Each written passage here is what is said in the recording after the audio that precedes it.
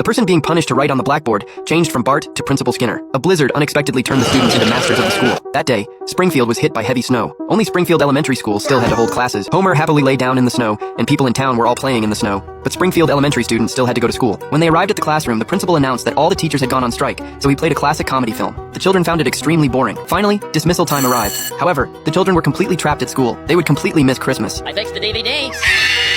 News reports indicated that the blizzard had been upgraded from a winter wonderland to a level 3 killer blizzard, and all the snowplows in the city had been bought by Burns. The school phones weren't working either. The students could only stay at school, which made them very dissatisfied. The principal made it clear that none of them could leave. Meanwhile, Homer and Flanders formed a rescue team. The roof of Flanders' house was sawed off to serve as a snowplow. At that moment, the elementary school students each had only one apple and a mouthful of pickle sauce. Nelson couldn't take it anymore. He decided to shovel a path home himself. The children cheered for him enthusiastically. Although he failed, this had already ignited the children's desire for freedom. They all began to rebel. Skinner could only hide in his office. He tried to calm himself down and imagined how the superintendent would solve this problem if he were here. It didn't seem to help. Skinner sat on a box and continued thinking, but suddenly discovered this was his old box from when he participated in the war. Back then, their group was trapped, and only Skinner himself remained very calm. Skinner didn't want this to happen again. He made the children stand at attention. He warned them they couldn't speak freely or leave the classroom, and had Willie lock the main door with chains. Facing Nelson, who questioned him, he ordered Willie to hang Nelson up. Nelson called on his classmates to resist tyranny. During the night rest time, Skinner thoughtfully prepared burlap sacks for the children and indicated that if they needed to use the bathroom, they could use the bucket next to Bart. After lights out, Bart said he was really fed up. He wanted to dig a tunnel out himself. Lisa quickly stopped him, saying they should trust the government. Right now, there must already be hundreds of rescue workers saving them. Bart was digging a tunnel with a large spoon. Ralph woke up the principal, saying he couldn't sleep without his doll. The principal gave him a steel wool pad. As he turned around preparing to continue sleeping, he noticed something unusual. He got up, walked over,